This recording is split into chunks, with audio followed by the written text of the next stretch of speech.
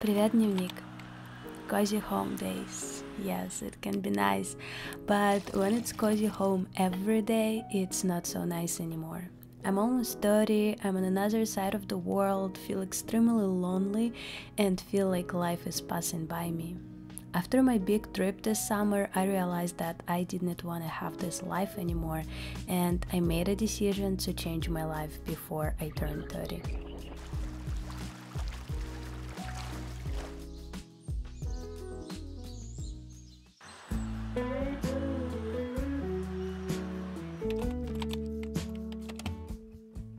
My biggest excuse for staying home was that I didn't have any friends. It's boring to go out without friends, but to get friends you need to go out, so I just got stuck in this infinite loop. When you are at school or university or working in the office, it's much easier to find people with the same interests. However, when you are self-employed, staying 24/7 at home, the possibility of meeting someone goes to zero, especially if you are not a party person. I decided to start small and research places where me and Brian could meet people or at least just have a conversation with someone. So my first step out of comfort zone became a language exchange. I always had stereotypes about these communities because it felt like it was just a lot of nerds and it was extremely boring. I guess American movies build this picture in my head, but these language exchanges are actually so refreshing. Everybody literally comes to talk and connect with people. You really don't need to think about how to start conversation. Just ask a simple question, where are you from? And the conversation is started. It makes me feel like I'm back at university, hanging out with random people and getting to know them. And I can improve my language with native speakers. What is it? A miracle? I'm actively studying Spanish and Korean now, and I could find exchanges for both languages. I could find Spanish and Korean friends and actually practice my speaking skills. Of course, sometimes I don't want to practice and I just go and talk in English with other foreigners. It doesn't really matter. What matters is that I'm outside, talking to people instead of hiding under my blanket. Okay, bye.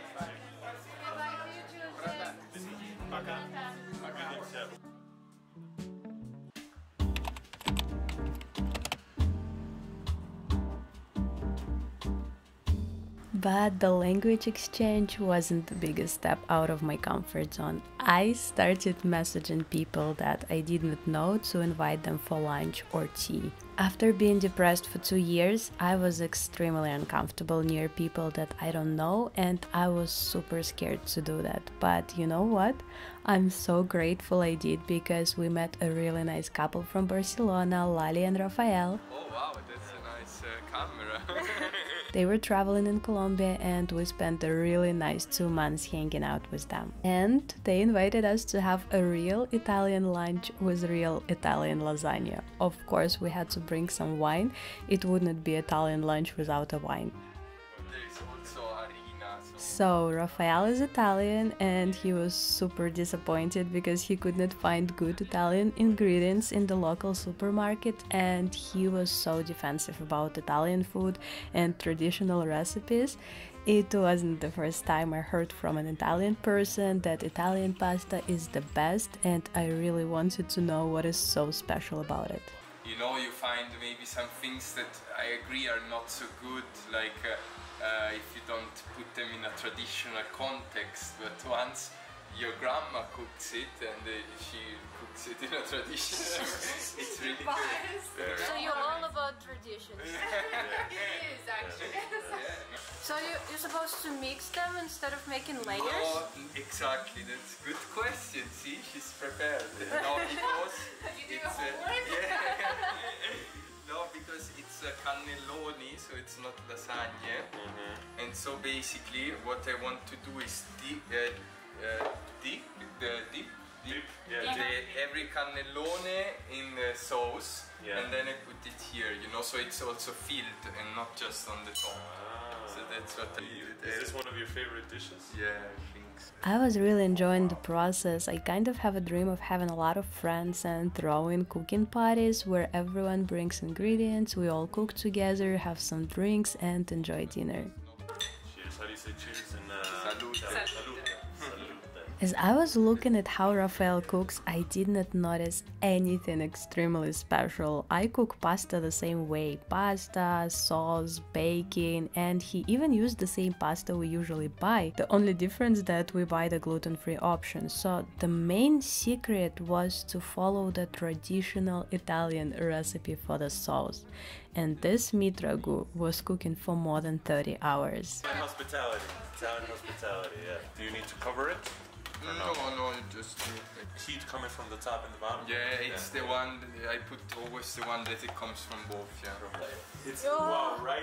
Like the perfect Sorry, yes, exactly. We also had some antipasta, which is Italian name for appetizers, and they could even find mozzarella here that was looking something like real Italian mozzarella. Can't wait to go to Italy and check myself what is so special about Italian cheese.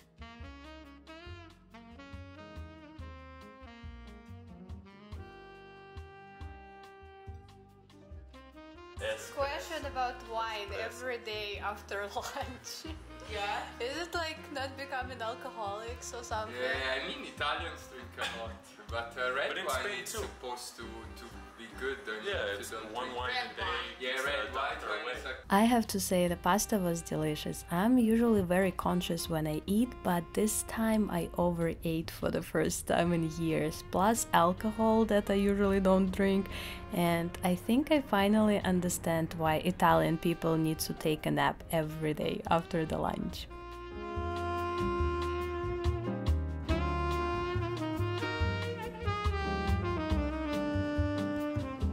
What's for Halloween? Honestly, I had no mood this Halloween.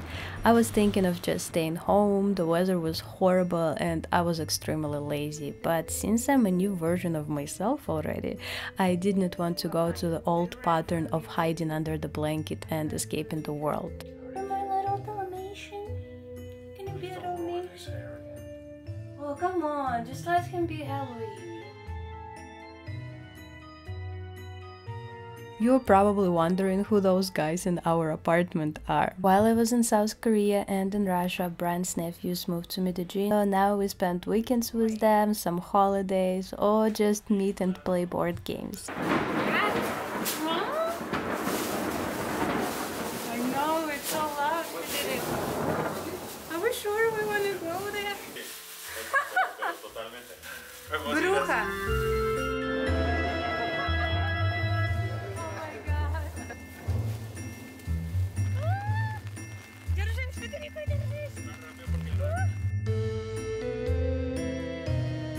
I can't say it was super fun night. Around 12 I was already in bed watching K-dramas. Yes, it's really hard to break old patterns. Let me better tell you about our biggest adventure in the past months.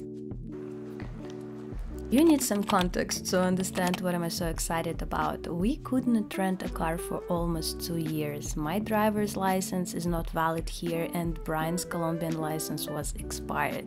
And I love having road trips. For me, it's sort of meditation. I can't use the phone in the car because I get sick, so I use the time to connect with myself or with people in the car. And road trips always bring a lot of adventures. Oh shit! A lot of water coming from here. This is where I need to turn. We're driving in the river!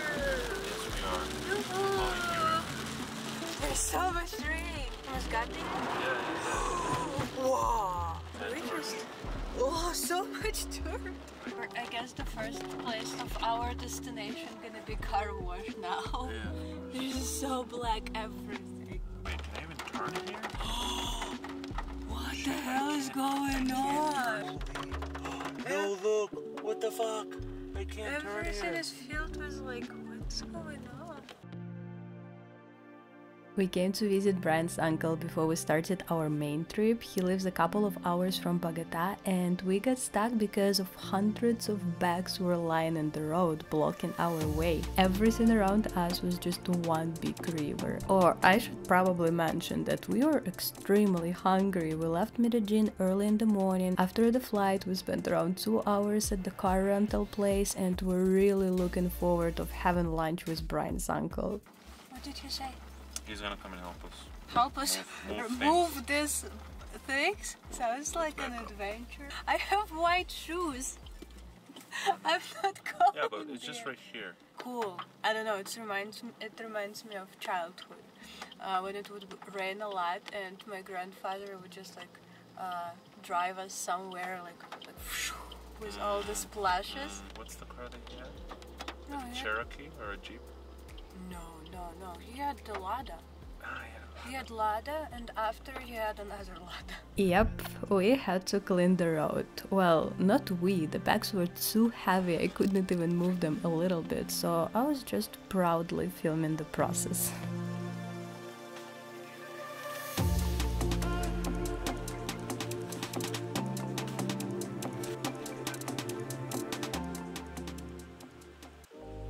And after another hour, we finally arrived at Villa Reina. Ah, that was a very hungry trip. I'm even hungry.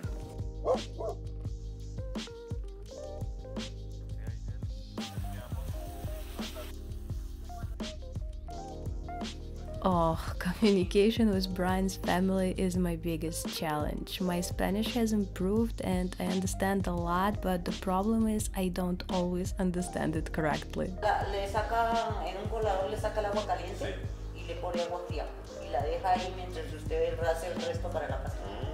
Okay. So instead of waiting for water to boil, put pasta in the cold water. No.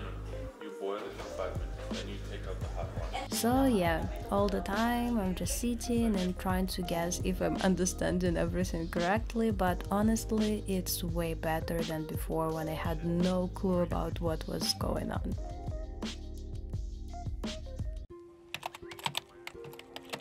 And here starts our big road trip. Brian's cousin planned big family trip with 8 people, so we were taking 2 cars, and luckily for me, Catherine and Donna speak English, so I didn't get trapped in the Spanish environment without being able to escape.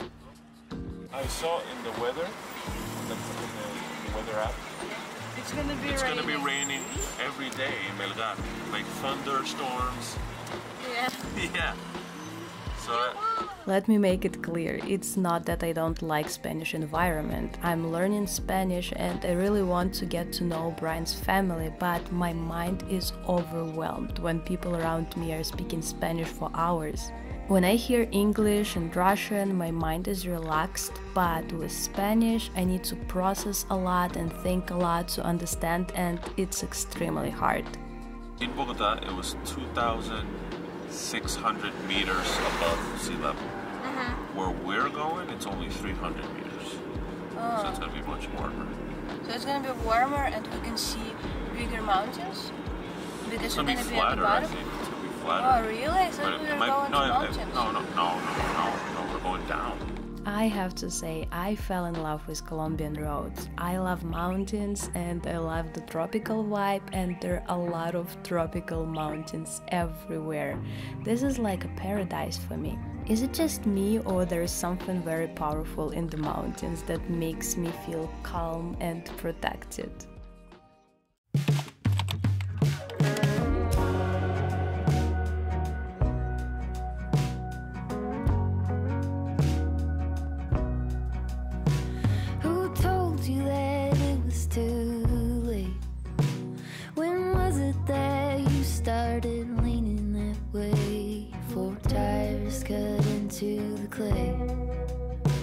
It dries up and now there's just one road to take.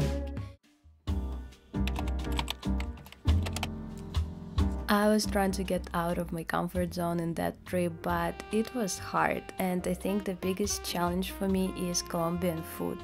I always try to choose the safest option for my mind, so while everybody would eat chocolate with cheese, oxtails and beans, I would eat lasagna and schnitzel. Thank God that restaurants have these options at all.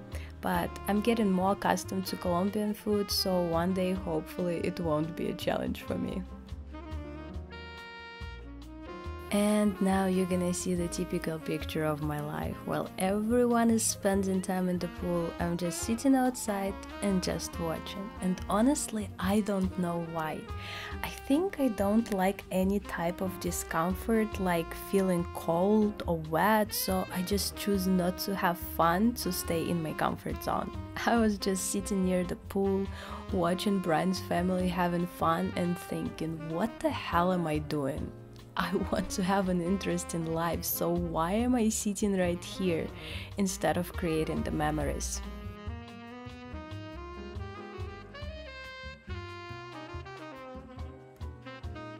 I'm going to be 30 in 1 month. I don't think I've changed my life completely, but I definitely took some big steps to make it more interesting and memorable.